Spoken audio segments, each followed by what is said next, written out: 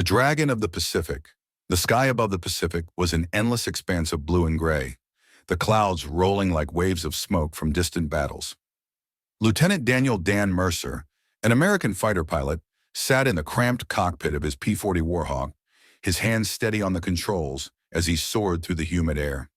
The radio crackled with occasional chatter from his squadron, but today was unnervingly quiet. For days there had been whispers among the men, rumors of something unnatural prowling the skies. At first, Mercer dismissed it. The stress of war made men see things, hallucinate under the pressure of combat. But the rumors persisted, spreading like wildfire from base to base. The stories were always the same: a monstrous, dragon-like creature, black as the night, with wings spanning the horizon. It hunted without discrimination, tearing through both Japanese and American planes, its fiery breath leaving nothing but wreckage in the ocean. Survivors spoke of it in hushed tones, claiming it was no mere myth but a living nightmare that roamed the Pacific, hunting. Dan had scoffed at the notion until just last night, when his mechanic told him about another squadron that had vanished without a trace. No wreckage found. "The beast got them," the man had whispered, eyes wide with fear.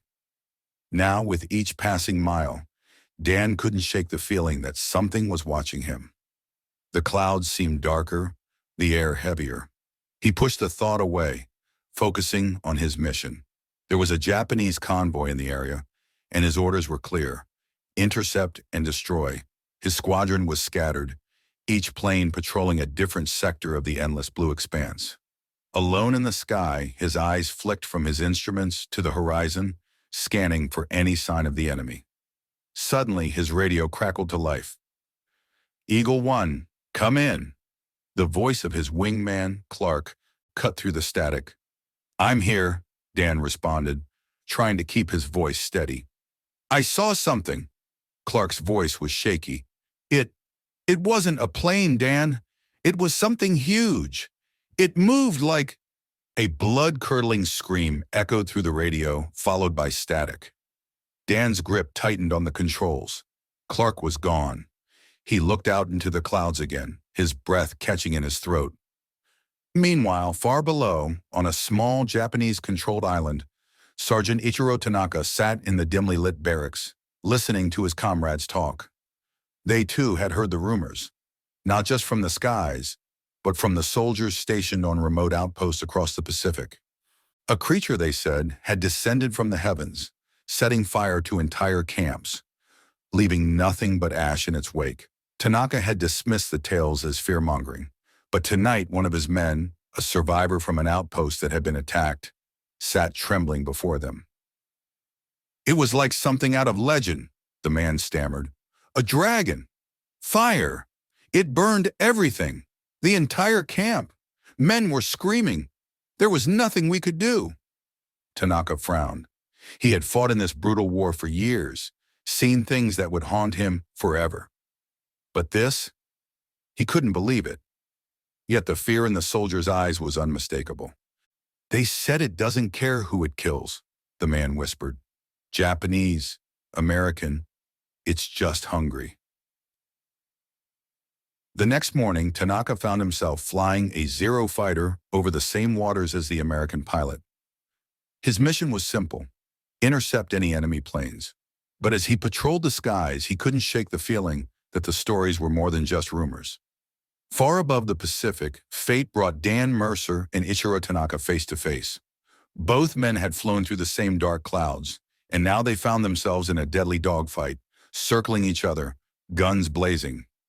Dan's Warhawk and Tanaka's Zero danced through the sky in a deadly spiral, both skilled pilots fighting for survival.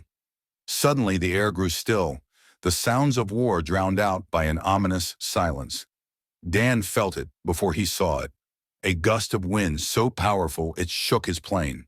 The dragon appeared, descending from the clouds like a demon from another world. Its massive jaws opened, releasing a torrent of fire that engulfed both planes. Dan and Tanaka barely had time to react as their planes spiraled out of control, crashing into the jungle below. Dan awoke to the sounds of rustling leaves and the crackle of distant flames. His body ached, bruised from the crash, but he was alive. Staggering to his feet, he looked around. His plane was a smoking wreck, but he had survived. As he made his way through the dense jungle, he suddenly spotted another figure, a Japanese pilot, Tanaka, equally battered but alive. The two men locked eyes, recognizing the enemy. Instincts took over, and they charged at each other, fists flying in a desperate, brutal fight for survival. Dan threw a punch, and Tanaka countered with a strike to his ribs. They grappled in the dirt, bloodied and exhausted, their hatred for each other fueling their battle. But then the ground trembled. A low growl echoed through the jungle, followed by the sound of massive wings beating the air. Both men froze, looking up in terror as the dragon emerged from the shadows once again. It swooped down, jaws wide, and in an instant, it seized Tanaka in its jaws, crushing him before disappearing back into the sky. Dan, gasping for breath, scrambled into the dense jungle, running as fast as his legs would carry him. He ran for what felt like hours. The image of the dragon burned into his mind. He found shelter deep within the jungle, hiding in a cave, afraid to even breathe. For 10 years, Dan Mercer remained on that island, living off the land, always on the lookout for the creature that had haunted his nightmares. He never saw it again, but the fear never left him. It wasn't until a group of fishermen stumbled upon the island that Dan was finally rescued. He told them his story, but they didn't believe him. How could they? The war had ended, but for Dan, the Dragon of the Pacific would never be forgotten.